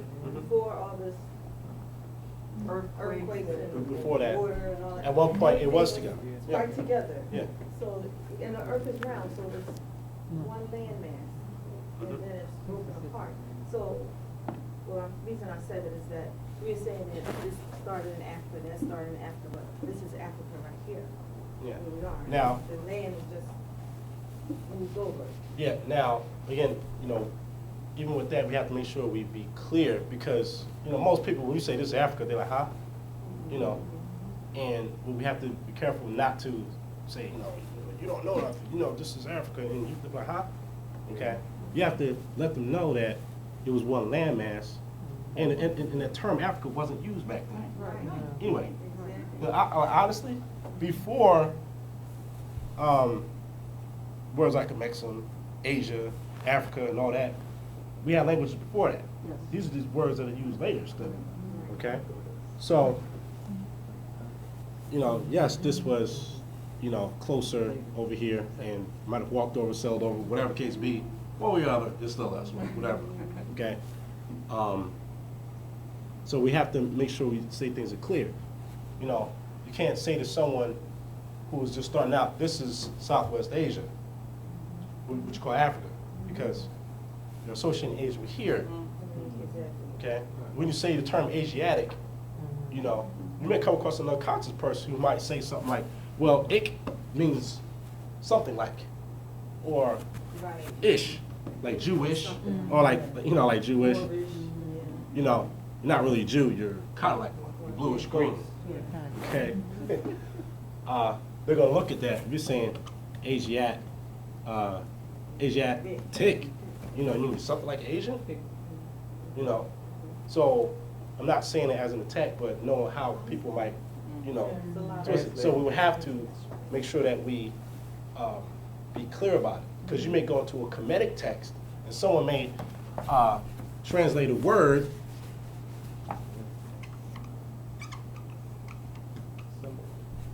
This here is Amu. Okay? Amu, the term they use for the Hyksos, who were the enemy. A lot of people, well, excuse me, Egyptologists translate it as Asiatic. Okay? However, this isn't, these are foreign people. These are vagabond people. These are mixed breed, what you call like Semitic, mixed after the people from the mountains come down, what we might call barbarians or savages, come down and start raping and pillaging and mixing in, okay? Amu, okay? They translate as Asiatic, but if we go into the like connotative, denotative, we might as well take that out you're referring to people who come in what they call Western Asia, but a specific group of people, Amu. It is a general term for people in Western Asia, as we call it Western Asia, okay? So they say Amu. So we have to rethink this translation of saying Asiatic, okay? What about if you say Oriental? No, it doesn't, well, this isn't translated as Oriental, No, but not that word, like you said. Orient, doesn't that mean like West. to rise? Right, Orient, to the east. Yeah, rise. Okay. Orient, you go to an orientation at a job, they try to, You gotta describe it better. I'm sorry? I hear what you say, you gotta describe it better, people get It's the place where the sun rises on the horizon. Oh, okay. But this here, you know, even, this wouldn't be related to Oriental as a used connotatively. Gotcha. This is speaking about a specific group of people who invaded. Okay? Phenotype. Phenotype, yeah. So, Jewish. All right. Fish.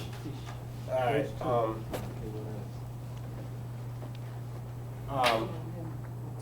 right.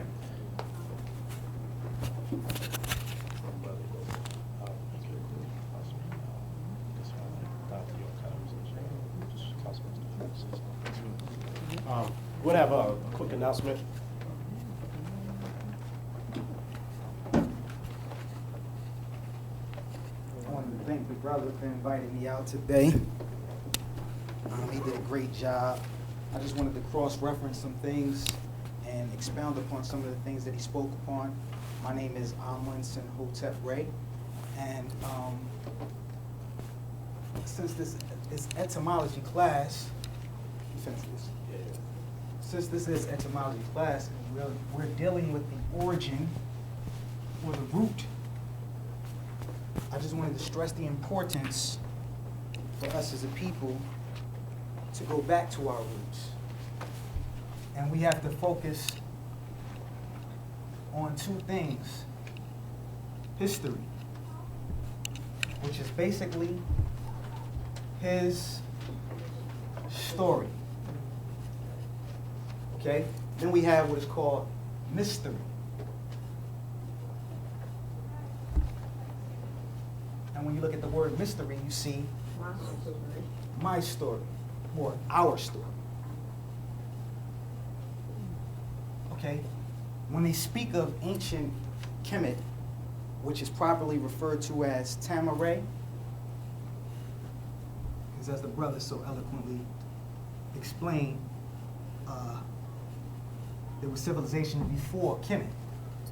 Okay? And we refer to this civilization as ancient Tamaray. They always speak of it in a mysterious way. They want to talk about the pyramids and speak about the mysteries of the pyramids. Okay, when we talk about the different religions, okay, such as Christianity, because I heard him cross-reference different religions such as Christianity and Islam. Okay, when we deal with Christianity, excuse me if I spell the word wrong. Okay, this is dealing with, it's coming out of the mystery schools of ancient Tamaray or ancient Khemet or ancient Egypt. Okay, and the school of Christianity is dealing with the solid state. Okay, it's dealing with the physical aspect. Okay, we have another school. It's called the school of Judaism. Okay, and this is another. Okay. Oh yeah. Okay. Judaism is dealing with the liquid state. Okay.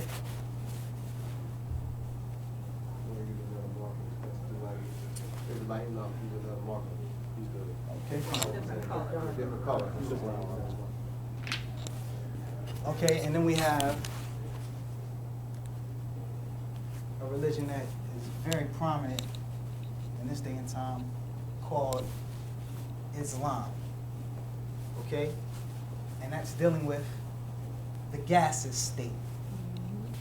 When you deal with these three states of existence, solid, liquid, and gas, it also coincides with the mystery sciences of ancient Egypt, which is what we have or refer to as the Ka, what the brother so eloquently spoke of, which is the spirit, the Ba, which is the soul, and we have what is called the Ak, okay? And that is the spiritual body, correct? Or the light body. Or the light body, which is ether,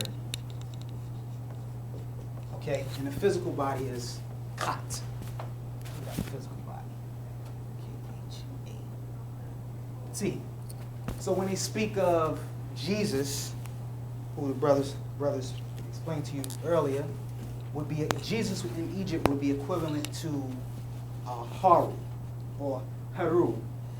And I don't know if you know the story of Haru or Heru. Are all of you familiar with the story of Haru or Heru? Okay, Haru or Haru was the son of an ancient Egyptian, one of our ancestors, Asaro. He's the son of Asaro and Aset. Have you got all this right here?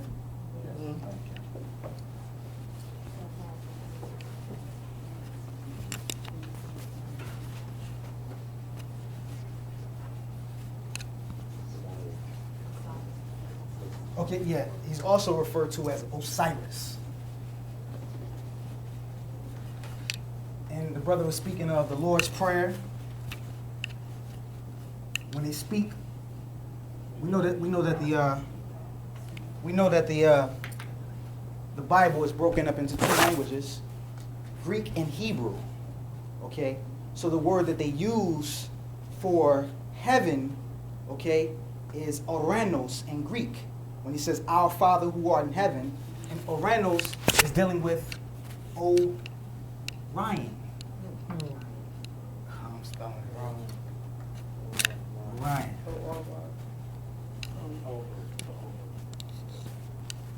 Okay, or the Cyrus star constellation. Okay, Cyrus star constellation. You follow? So if you take the first part of Orion, right, which is also represented in the symbols in ancient Tamaray, is the sun, and you combine it with the word Cyrus, you get Osiris or Asaru. Okay, Asaru was the pharaoh who had the connection with the deity Re, who they say is, this is the mystery school. I'm just going briefly through the mysticism of ancient Egypt and how religion was taken out of our mystery schools, and how it's imperative, how it's important for us to get back into our culture, because we'll find out what they did was they took stories, or should I say myths, and they made theories about the myths, and this is where you get mythology or mythology. You follow? Because they, like I said, in ancient Tamaray, it was a mystery school. So they being as though they didn't have the facts, they made a lot of speculation. They speculated on a lot of different things. Some of the things that we spoke of in ancient Egypt, like he was speaking of Khepri, all these were symbolism. We had the sacred meanings behind that, but some of it was surface information, and other information was for the initiates. And these initiates belong to, as the brother was speaking of, they belong to an order, which is an ancient Egyptian order, and it's called AEO. How many of you are familiar with ancient AEO? You familiar with the ancient Egyptian order? Okay. The brother, when you were speaking of Melchizedek, okay, Melchizedek would be equivalent to the high priest of the ancient Egyptian order, Atum Re, who we refer to in this day and time as Pa Nazdor Amanur Great Akta. Okay? So when you ask about Melchizedek, Melchizedek also is referred to in the Bible as the Ancient of Days. Okay? Now, if you go into ancient Tamaray, which they refer to as Khemet or Egypt, you'll also find that Atum was called the firstborn of the deities. Okay? So, he, as the brother eloquently spoke of, he gave birth to Geb and Nut, Shu and Tefnut, thank you. Shu and Tefnut. Geb and Nut gave birth to Asaru and Haru. Okay? And Asaru and Asset.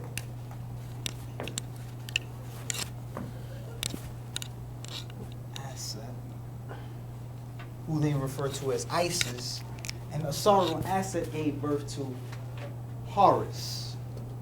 Okay? Atum was the deity who represented Re, okay? And Asaru had the connection with Atum and Re. He was the pharaoh in that day and time, and they gave birth to the son Haru, who was the sun. So when Asaru's brother, whose name is Satuk, killed Asaru, when Asaru's brother, whose name was Satuk, killed Asaru, there was a ritual that was performed, okay, symbolically. Remember, we're dealing with Re, which is the sun, okay? Remember, Asaru was the pharaoh who had the connection with Atum Re. When Asaru was killed by his brother, Set, where we get the word sunset, Satuk, okay? This was the death of the sun. Haru also means horizon or resurrection. So when they show you the sun in Christianity, when they say the sun walked the waters, what they're actually, when they talk about Jesus walking the water, what they're talking about when the sun appears to rise, gives the appearance of rising, and it looks like it's traveling across the water. This is the ancient Egyptian mysteries. What I'm speaking to you of is called Wu Nu Wapu. Okay, and I brung some literature. The brother said we only had 2 minutes, so I'm going to wrap it up. I just wanted to expound on something. Did you guys get everything? Is any questions? If you're more interested in learning more about your culture and getting into the language, I also have some text with me. I want to thank the brother again, who I know as Narmir Sin Ray, his ancient Tamarayan name. I want to thank him because he did a great job. And thank you for your time. You did a good job too.